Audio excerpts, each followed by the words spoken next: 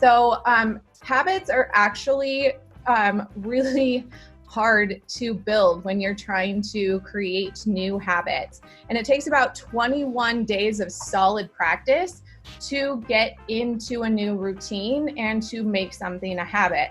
So if you are feeling frustrated with yourself because it's a hard thing, give yourself a little bit of patience and a little bit of grace because it is a hard thing. So to start off with building a new habit, you want to cue your brain that you're going to take on a new routine or a new task. And then after you complete that task, you want to reinforce the fact that you did that and you accomplished that with a reward. This will treat your brain to a really fun thing where it starts to get ready for an activity, it does the activity, and it feels satisfied once finishing it. And one of the reasons that this is so hard is because we have thoughts and feelings associated with our behaviors. And if you have negative thoughts about a task or an activity, you then have negative feelings about an activity, and then you don't always have the most productive or great behavior when doing that task or activity. So if you can retrain your brain when you're cueing it to do an activity to think more positively about that task or activity, you will feel better about that activity, and then you'll feel better doing that activity. So you'll be more productive in it, and afterwards you'll find as you continue to loop and create positive loops around a new routine or habit that it won't feel as icky or sticky. So, and everybody's gonna get these slides. So a couple things that you wanna be mindful of when building better routines is think about what's holding you back from creating those new routines. And you can spend a lot of time with this. Don't get down on the fact that things might be holding you back because that's just part of life. Once you create the new routine, remember to try to give yourself patience, but be but stick with it for at least through 3 weeks. And then also treat yourself afterwards and celebrate the fact that you did this. So some of the ways that you want to give yourself a more productive day is making that routine. And one thing to help you out with that is to schedule out your day. We have tons of tools available to us. Use your calendar, make your day really predictable. Try to make sure that your day is pretty much the same day in and day out, and be consistent, not only for yourself, because that will help your brain when you're building these routines and you're building these habits, but it'll also help out your teammates because they'll know when they can lean on you throughout the day. I have on here, eat the frog. Those are those nasty tasks that you never really want to do. One of the things about eating the frog every single day is it gets done and you don't have to worry about it. And remember, this is going to take practice. Just keep at it. Our next tip is to avoid burnout by taking breaks and making sure that they're good ones. If you can step away from your screen at any point in time to break, that's going to be the best break. Get active, go for a walk, exercise, get yourself a snack. And remember that we're living in this remote world, and being not in the office where you can walk down the hall and have an interpersonal conversation for 2 minutes is really difficult. So if you could go for a quick 5-minute walk and talk to a colleague on the phone, or even, I know I said take a break from the screen, but if you're FaceTiming with someone, just to have some social interaction, it's really good for you and can energize you to be more productive when you get back into your work. Another really important tip for productivity is making sure that you have a designated workspace. This helps with delineating between your home and your work home. So there's a reason why we go into work sometimes, because then we have that space where we feel productive. If you're working from your couch, sometimes you get those mixed feelings between being productive and not wanting to be productive because you're in your comfortable space. You're in just your whole space. So it's best to have a designated workspace, ideally where you can close your door. You see in my space that I don't really have that, but I do have this whole room that's dedicated to our home office. And the girls and I, we know when we come in here, we're coming to do work. We don't do anything else in this space. That's all we do. So when we step out of this space, we leave it for the day, and we don't really use this space too, which makes it really easy to clock out at the end of the night. Okay, and so this one seems really funny, but this is one of the tips that I've started using over the last 2 months, and it's really helped me, and it's getting ready for the day. So leggings are life, in my opinion, and it's wonderful to work from home and not have to be, dressed to the nines.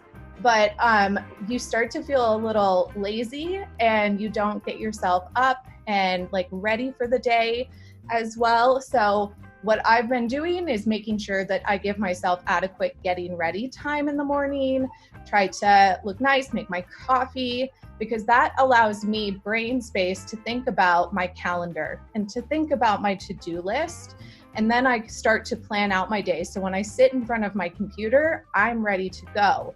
You know how it is when you roll out of bed 5 minutes before your first Zoom and you're feeling groggy and not really quite ready for the day.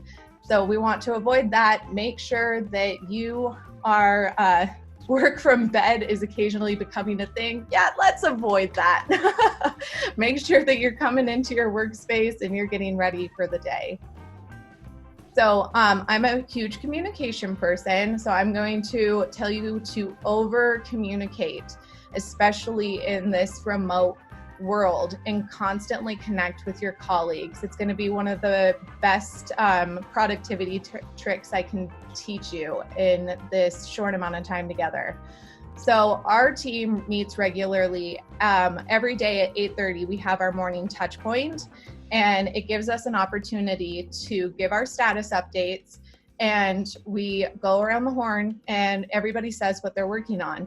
This helps in multiple ways. It keeps us accountable. If something stays on my list for more than 2 days, Catherine can ping me and say, hey, what's going on? And I can talk to her about my barriers. I can talk to her about my obstacles. She can offer me help.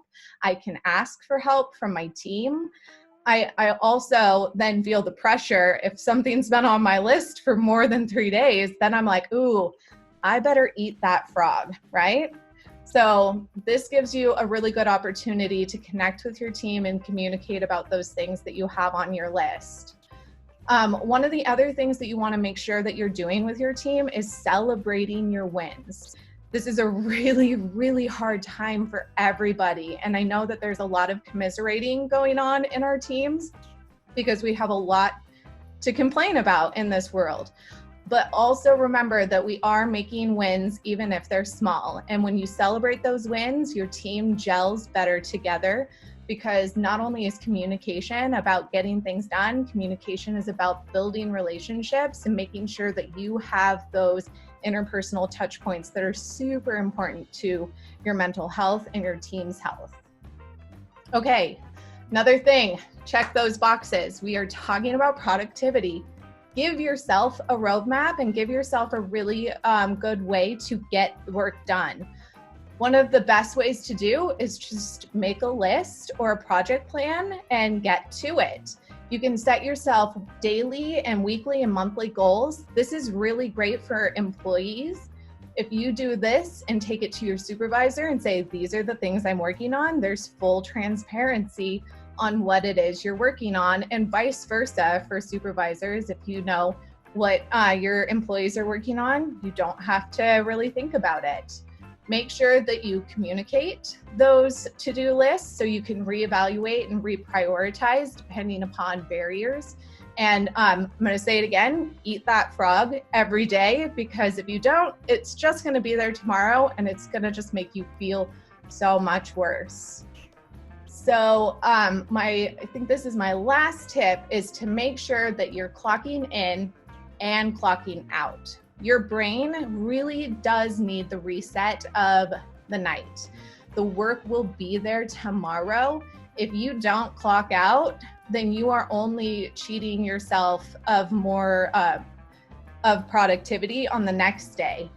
One of the wisest things Catherine White's ever told me was turn the notifications of your email off on your phone. And I know I'm still guilty of going in there and like clearing out the junk when I'm bored, but try as best you can to stay off of your phone in non-working hours because recharging is super important. Okay, my slide froze. Okay, yeah. So remember, when we're building habits, as we're building these habits, you have to cue your brain into this new routine and reward it once you're done.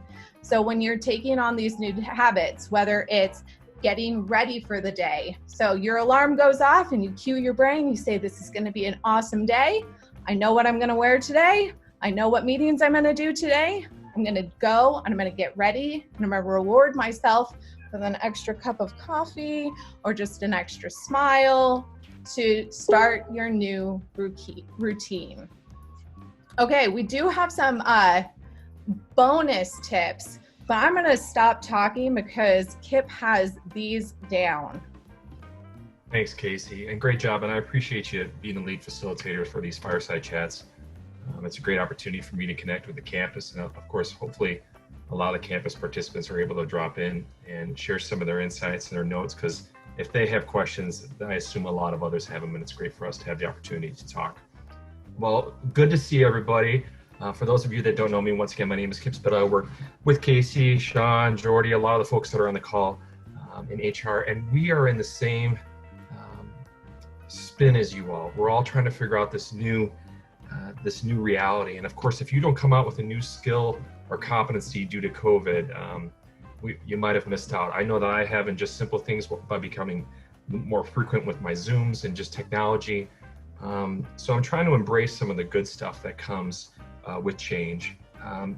The session that I'm going to talk to you about today is pretty short and sweet. There's only about 3 or 4 slides, just so I can give you a little peek behind the curtain, because I know it's getting around lunchtime. The main point that I would love to share with you about these tips today are things that you can own. I think a lot of times, even in myself in life, I put things off on what other people can do for me, technology, processes, and I've got to remember that I have to take ownership in a lot of the things as well. And believe it or not, there's a lot of things that you can take ownership of. So Kaysi, could you advance to the next slide? One of the biggest things that I don't take advantage of is just the simple things to help my day go a little smoother. One of them is just taking a break, stepping away from the keyboard.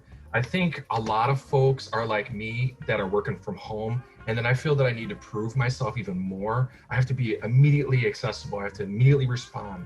I have to be at my chair all day, maybe even longer hours, skipping lunches. And I know a lot of you are exceptionally professionally driven. And while that's an amazing antidote, it also can burn you out.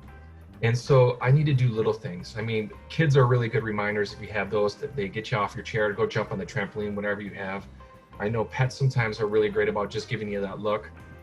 But even just little things like just stepping away from the keyboard, going outside, taking a walk, doing things that are pleasurable. I think a lot of times we confuse that work has to be work 24/7 while we're on our shift. You take breaks at work when we're going in traditionally. You go by the water cooler, you go for a walk, you go to the rack, you go in the green belt.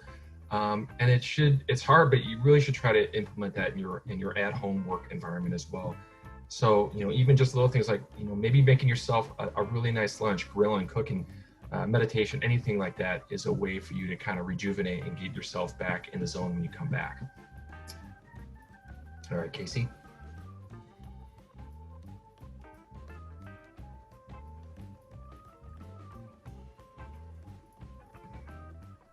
I think it worked. Did it go? Okay. Make it part of your tune. That builds upon where Kaysi was talking about, making sure that you're doing it repeatedly throughout your day, trying to make sure that you're building in these breaks. I think Alexa has been one of the greatest inventions of all time, where you can just simply say, hey, Alexa, set a timer for 2 hours, which is probably going to do right now because it's listening to me as I talk to you. And that'll give you a reminder to go out and maybe do some stretches, some yoga. I put desk chair exercises, just even little things like, rolling your chair back, keeping it on the back of your arms and doing a couple dips, just basic stuff just to keep you, keep the blood flowing a little bit. Kaysi actually put this one in here. YouTube is your friend. No kidding. If I didn't have YouTube, I couldn't fix anything anymore. And it's no different with at-home exercises or ways to increase your productivity during the day. We call these life hacks in HR, just a way for you to kind of do something that actually is kind of a shortcut or things that give you that extra energy.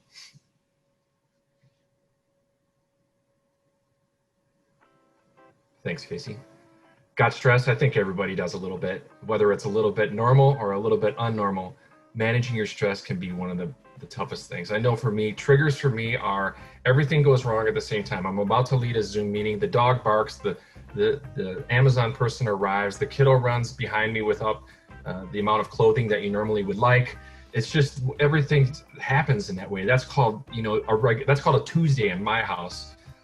So what I got to remember is just kind of take it easy, allow grace. I know that everybody in this call right now, if the Wi-Fi went down, they're not going to throw a shoe at me. We realize that we are now giving a lot more grace to the situations. Whether you see something in the background, a dog barks. So I've just got to realize that don't be so wound so tight. I know that's hard for me, but just let it go. People are usually going to have grace and be really kind about anything that happens. We talked about mindfulness. Use any dimension of wellness. It doesn't just have to be exercise. It could be something about getting your financial aspects in order. Just anything that could chip away. There's a lot of things that build stress in your life, and it's not always just work. It could be a lot of other things as well. It could be relationship-wise. It could be a lot of things. And just chipping away at them as best you can is one of the best ways you can do it. Explore your interests. God, this is fascinating. COVID has made me realize that I really like going outdoors. I like to do other things besides work. And it's one of those things where we kind of, in orientation, if any of you have attended one Boise State orientation, one of the questions I always ask all the participants that are brand new are, what would be your path not taken? Meaning if money wasn't a need and you couldn't do the position you're in, what would be your dream job? And it's fascinating to hear people talk. Most of the people they talk about things that are giving back to the community, doing like learning French, doing art, things like that. These are great, ways for us to remember that we have other interests besides just the work that's in front of us. So I encourage you to think about that. Focus on what you can do. Absolutely simple and sweet. It is what it is. Some people hate that, but the reality is sometimes you can't fix or do everything. And all you need to do is just give yourself a little bit of kudos and grace and just do what you can today. Maybe even eat that frog a little bit like Kaysi had mentioned, and give yourself and others grace. So with that, I just wanted to wrap up. Those are some quick tips for almost self-awareness, self-care. This is where Kaysi and I are going to blend a little bit and hopefully turn it back over to you. We really love that you unmute and can chat to us, or if you want to do it in the chat box. We want to hear from you today a little bit about what's working for you. So this is the time when I'm going to actually be quiet and ask some of you to be a little vulnerable and maybe share a little bit of what's working for you, or maybe even some things that you're trying to get, or maybe need some help on. If anybody has been trying any of these things, we'd love to hear how it's working for you. One of the things that Kip just mentioned, investigating, those passions, those things that really get you going. That is something that I've been doing over this last month. Just trying to figure out where that energy comes from, because sitting there in my little makeshift office, though it is all blue and orange, which is a passion, it just isn't. Just sitting there is not giving me the energy. And even now that I'm at work with no students, I'm here on campus 3 days a week, and there's no students, there's no people to interact with, and I'm trying to figure out where I'm going to get my energy to get through the day, because I'm not getting it sitting here by myself. So that's something that I've been doing this last month, and I appreciate you bringing it up, Kip. Thanks, Ramona. That was great.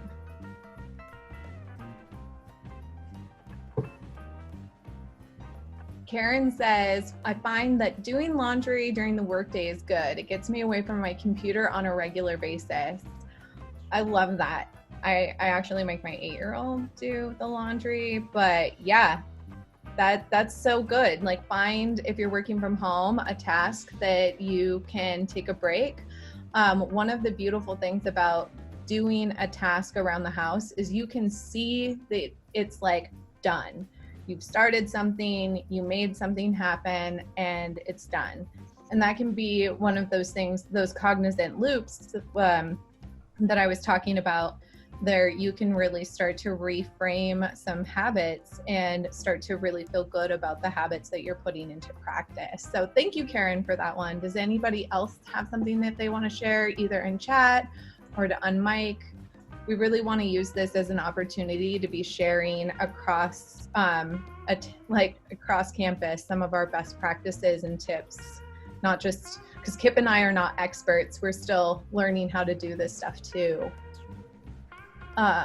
Lil says, we go out in the yard and do a bit of weeding, gets my hands a bit dirty. Seeing clean flower beds is a boost. Oh, that's just always a good feeling. One of the things, Kaysi, that I did, I don't know if anybody on this call has heard of the United States Postal Service informed delivery option. So informed delivery is you go on the United States Postal Service and you click on it and you get informed delivery. And what that is you get an email of what you're going to get in your mailbox each day, right around the time that it's coming. And that has become my scheduled break, where I go out and get the mail and get that something simple, even though it's probably bills like most of us. It just gives me that quick notification and gets me out of the chair. So Lori's got a great idea with, if you're using a laptop, go outside or to a park. Just a change of place or a change of scenery can be really invigorating. These are our last couple weeks of like good weather. Make sure you're taking advantage of that. I do want to address what Marianne said as far as feeling guilty about being away from her work computer and not sure how to balance this. So Marianne, you're totally not alone. There actually was a pre-submitted question about addressing burnout. And one of the things that we need to be cognizant about burnout is not vilifying people who are burnt out. Like, that's just a part of where we are in life right now. Actually, it's a part of life in general. We just haven't really been talking about it until now. People get burnt out when they're overstressed, and we need to just give them grace. We have vacation time, we have sick time. If you're needing to use that and give yourself back time. As far as feeling guilty about walking away from the computer, make sure that you have your to-do list and make sure that, like, okay, if I can complete X and Y tasks, then I'm going to take a 15-minute break because I've earned it. So Marianne, maybe it's a matter of reframing, which is cueing your brain in a different way to think about, I've completed tasks. I'm now going to reward myself with a quick break. And stepping away from the computer is a good way to recharge, and reframing that break from a computer as a way of recharging so you're more productive, so you don't feel guilty about stepping away from it. Does that help at all? I know it's not going to be like, oh yeah, that's going to work exactly for me right now, but if you practice it, eventually it'll help. Yay! You try it out, Marianne. Let's talk in 3 weeks and see how you're feeling about it. Because remember, it's going to take 3 weeks for your brain to even remotely feel good about it. Okay, so yes, Sarah, let's not vilify anybody handling things. We all need grace right now. It's so big. It's so big. I love that Audrey is reaching out to people and communicating. Thank you for making sure that not even just your Boise State people are good, but the people in your social circle just in life need to be checked on in this point in time too. And using timers is a great way to schedule breaks. There's actually a lot of science behind setting a timer for 20 minutes, going really hard on a task for 20 minutes, and then giving yourself a 5-minute break. It helps reset your brain and helps you be really productive. So cool beans on all of that. And make sure that you're communicating your schedule. If Marianne, one thing that might help you is to schedule your breaks on your calendar so your supervisor knows when you're stepping away. So I know of a team on campus that does that a lot, and they schedule their breaks. And so the whole team knows I can't reach out to that person right now. They're on a scheduled break. And that might help alleviate any stress that you have as well. That was Tiffany Trader for the assist, by the way. That little ping in my chat was her. She just wanted me to vocalize it. So the HR team is here for you guys. If you need more tips and tricks, again, we're going to be putting this out as a video for you to share or to review, and I'll share this slide deck. But if anybody else has any questions or they want to share any tips, Sarah just threw out sharing her Google Calendar. So she feels like she's not being micromanaged. Exactly, yeah. My supervisor has full access to my calendar, and I put some of like as a working parent homeschooling, I have my girls' calls on my calendar so they know when I'm really not in a great place to take a call, because I'm trying to figure out how to navigate a 5-year-old on Zoom.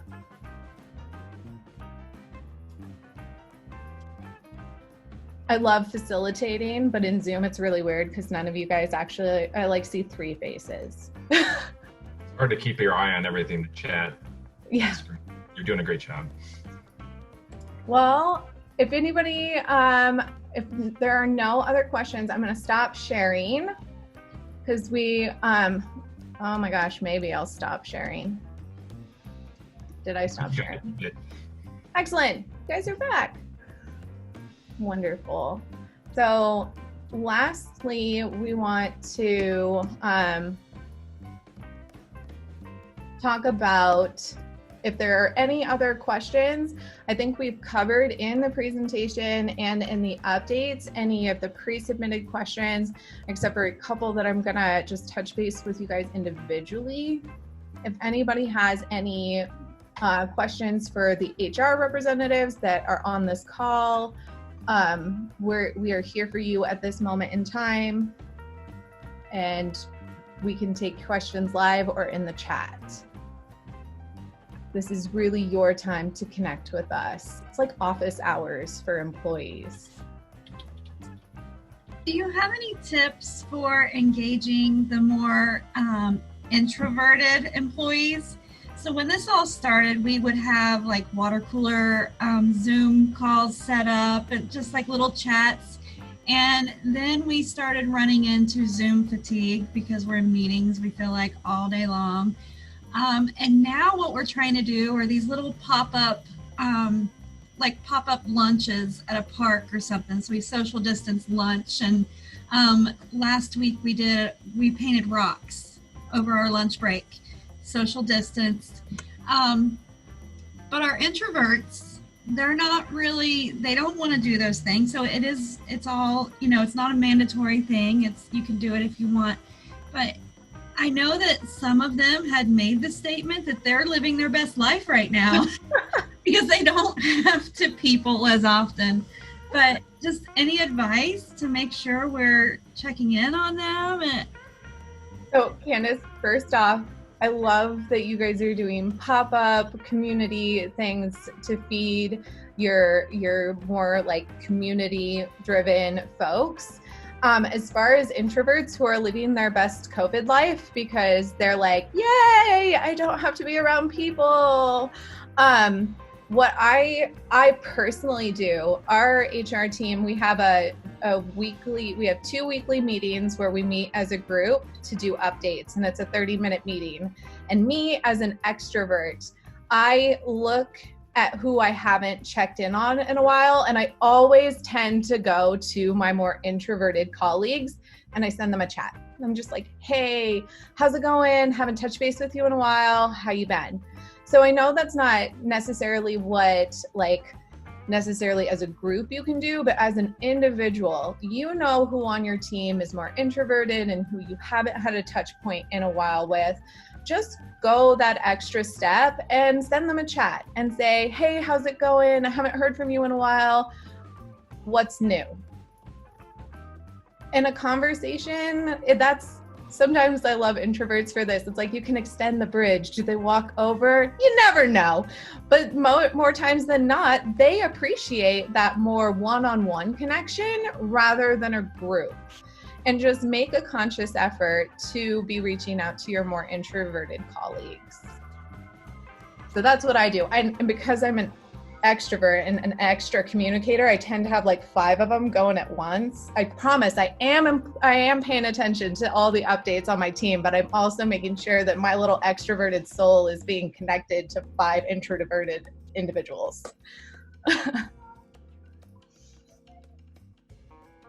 Thank you. You're welcome. That was a great question. And thanks for unmiking.